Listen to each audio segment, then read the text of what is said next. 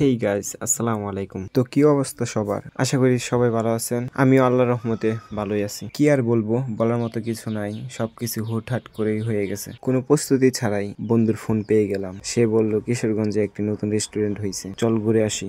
সেই মুহূর্তে আমি এবং আমার বন্ধু লুঙ্গি পরা অবস্থায় ছিলাম, তাই দ্রুত প্যান্ট পরে প্রস্তুতি নিলাম। এতপর একটি অটো গাড়ি দিয়ে রওনা হলাম কিশোরগঞ্জের দিকে। অটোতে বসে দেখতে দেখতে একাধিক পরিচিত স্থান চোখের সামনে এলো। Abdul Hamid medical college and hospital. জায়গাটা অনেক সুন্দর এবং চেনা ছিল। বহু সময় কলেজের আশেপাশে কাটিয়েছি। আর মনে পড়লো 2020-21-এর কথা, করোনা কালে ভ্যাকসিন দিতে আসছিলাম। পরিচিত স্থানগুলোর মধ্যে আরেকটি হলো জাফরাবাদ স্কুল। এই স্কুলটি আসলে অনেক সুন্দর। স্কুলের দিকে তাকিয়ে দেখি এসএসসি পরীক্ষা হইতেছে, বাংলা প্রথম পত্র। আর মজার বিষয় হলো এই স্কুলে আমরা এসএসসি পরীক্ষা দিয়েছিলাম।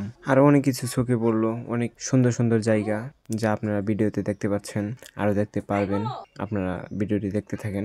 রাস্তায় চলন্ত অবস্থায় মনে হচ্ছিল ছোটবেলার স্মৃতি আবার ফিরে আসছে। কি বলবো, ওটুর ভিতরে আরো মানুষ ছিল, পিছে দুইজন মহিলা ছিল। আমাদের একটু লাজুক লাজুক ভাব ছিল।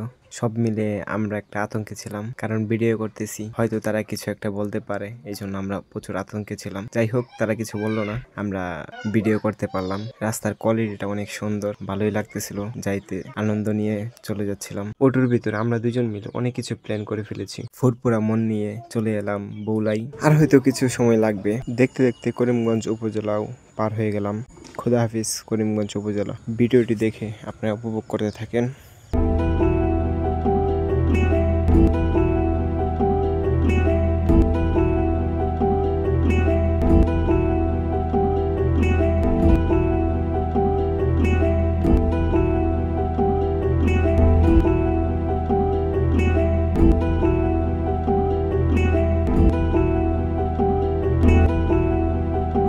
অল রাইট গাইস, আমরা চলে এলাম কাঙ্ক্ষিত জায়গাটির রাস্তায়। অটোর ভাড়া দিয়ে আমরা হাঁটতে শুরু করলাম। সামনের দিকে এগিয়ে যাওয়ার সময় চোখে পড়লো একটি বাধা।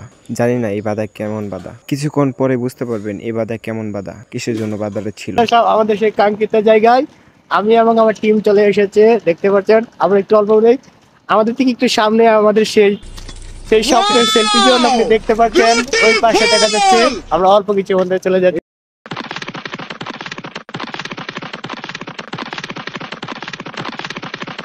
উফ, কত আনন্দ নিয়ে চলে যাচ্ছি। আর আমার বন্ধু বলতেছে, তোর ক্যামেরাম্যান আমি, তোর যত ছবি তোলা লাগে আমারে বলবি, আর আমি ছবি তুলবো আর ভিডিও করে দিব। ওই কি রে জুম বাড়ি দিতে দেখি এলাকার আরো দুই বন্ধু। কেমনে কি, থাক, ওদের সম্পর্কে আর বলবো না, অনেক কিছু ফাঁস হয়ে যাবে, থাক, বাদ দিয়ে দিলাম। ওরা আসছে অন্য কাজে, তাদের সম্পর্কে বাদ দিলাম। এই যে বলছিলাম রাস্তায় একটি বাধা, এই যে এখন একটি বাধা। ভিতরে যেয়ে দেখলাম সবকিছু বন্ধ, কাউকে ঢুকতে দিচ্ছে না।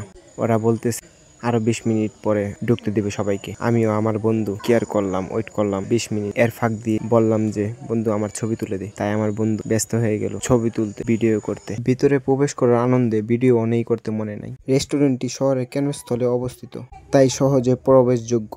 প্রবেশ করতেই চোখে পড়ল মনোমুগ্ধকর সজ্জা ও উজ্জ্বল পরিবেশ। আমরা সিটে বসতেই মনে হলো যেন নতুন অভিজ্ঞতা শুরু। মেনুতে স্থানীয় খাবার থেকে শুরু করে আন্তর্জাতিক পদ পর্যন্ত সবকিছু ছিল। আমরা বেছে নিলাম বার্গার, লাচ্ছি। খাবারের স্বাদ অতুলনীয় ছিল, বিশেষ করে লাচ্ছিটা খেয়ে ভিতরটা ঠান্ডা হলো। প্রচন্ড রোদের ভিতরে ঠান্ডা আইসক্রিমটা খেয়ে সত্যি মনটা জুড়ে গেল। আমি একটু চেয়েছিলাম টিকটকারের মতো পোস্ট নিতে, কিন্তু আমরা ব্যর্থ হই, আমরা পারি না। সবাই হা করে তাকিয়ে আছে আমাদের উপর, আমরা আর কি সাধারণ ছবি তুলতে পারলাম না। যাই হোক, বন্ধু আর বন্ধুর গার্লফ্রেন্ড দুইজন মিলে আমাদের দুইজনকে ডাকতেছে ওদের কাছে যাইতে, তাই আমরা চলে গেলাম তাদের কাছে।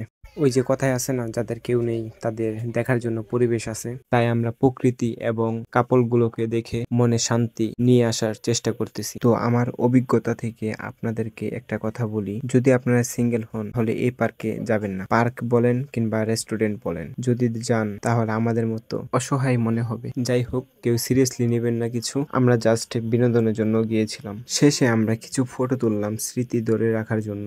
নতুন রেস্টুরেন্টটি আমাদেরকে অবাক করেছে এবং আমরা পরিকল্পনা করেছি আবার সেখানে যাওয়ার। তবে এবার যাব রাতে, কারণ শুনেছি রাতে গেলে অনেক সৌন্দর্য দেখা যায়, পরিবেশটা নাকি অনেক সুন্দর হয়। সারসংক্ষেপে সেই দিনটি ছিল এক রকমের আতিথেয়তা, ভালো খাবার এবং বন্ধুত্বের উদযাপন। কোনো প্রস্তুতি ছাড়াই সেই দিনের অভিজ্ঞতা সত্যি অনবদ্য ছিল। এই রেস্টুরেন্টের খারাপ কয়েকটা দিক আছে, ওইগুলো না হয় বললাম না। ভালো মানুষ ভালো দিক দিয়ে যায় আর খারাপ মানুষ খারাপ দিক দিয়ে যায়, আর এটাই চলতেছে। যাই হোক, আপনার মূল্যবান সময়টুকু দিয়ে এই ভিডিওটি দেখেছেন, তাই আপনাকে আমার পক্ষ থেকে ধন্যবাদ। ভালো থাকবেন, ভালো রাখবেন। আল্লাহ হাফিজ।